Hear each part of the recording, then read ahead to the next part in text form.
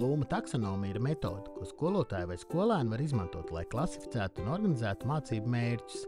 Tās populārākā versija balstīta uz kognitīvo sfēru un pieņem, ka mācīšanos vajadzētu strukturēt 6 soļos. Secībā sākot ar vieglāko. 1. atcerēšanās, 2. izpratne, 3. pielietojums, 4. analīze, 5. izvērtējums un visbeidzot 6. radīšana. Atcerēšanās. Pirmajā līmenī mēs mācāmies atcerēties. Notiek mehāniska faktu iegaumēšana un atsaukšana atmiņā bez īpašas izpratnes. Piemēram, ja mācāmies par citroniem, vajadzētu atcerēties to nosaukumu, formu, krāsu, izmēru un to, ka tie ir skābi. Kad esam iegaumējuši šos būtībā nenozīmīgos faktus, pārējām uz otro izziņas līmeni. Izpratne.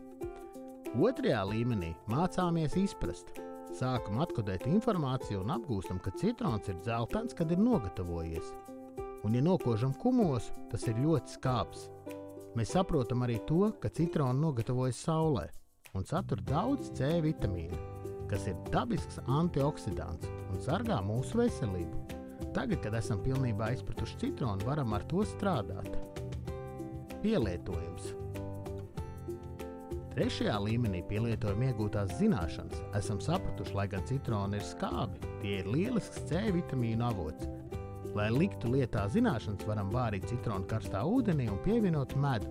Tad pasniegt karsto citronu mūsu slimajai māsai, kurai jāveseļojas. Analīze. 4. līmenī mācāmies analizēt. Tas nozīmē aplūkot informāciju un sadalīt to komponentēs, noteikt, kā šīs daļas savstarpēji saistītas un atrast pierādījumus vispārinājumu pamatošanai. Pētām citronu mīkstumu, izpētām mizu un vērojam vitamīnu līmeni tajos. Secinām, ka augļu mīkstumu varam ēst, bet mize ir rūgta un satur kaitīgu pesticīdu pēdas. Tā nav ēdama. Izvērtējums. Tagad esam gatavi izvērtēt. Analizējam, kritizējam un salīdzinām. Lai novērtētu citronu kā labu vitamīnu avotu, salīdzinām to ar citiem avotiem, piemēram, apelsīniem un uzturbagātinātājiem. Aplūkojam šādas īpašības – vitamīnu saturu, cenu, garšu un atkritumu daudzumu no iepakojuma. Ja izvērtējam savas domas kritiski un objektīvi, saprotam, kuros kritērijos citronu vērtējums būs augstāks un kuros zemāks. Radīšana. Kad esam iegaumējuši, izpratuši, pielietojuši, analizējuši un izvērtējuši informāciju, esam gatavi radīt. Tā kā tagad patiešām pārzinām citronus, arī salīdzinājumā ar līdzīgām lietām, varam formulēt plānu un radīt paši savu dabīgu limonādi. Tagad nav grūti izdomāt pievilcīgu veikalu noformējumu, labu nosaukumu un labu saukli. Dabīgi, veselīgi, garšīgi. Blūma taksonomiju 1946. gadā izveidoja amerikāņu psihologs Benjamins Blūms.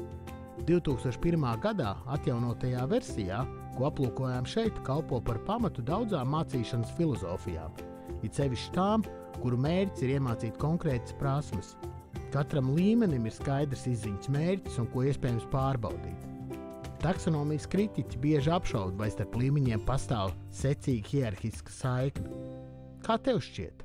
Lūdzu, padalies komentāros!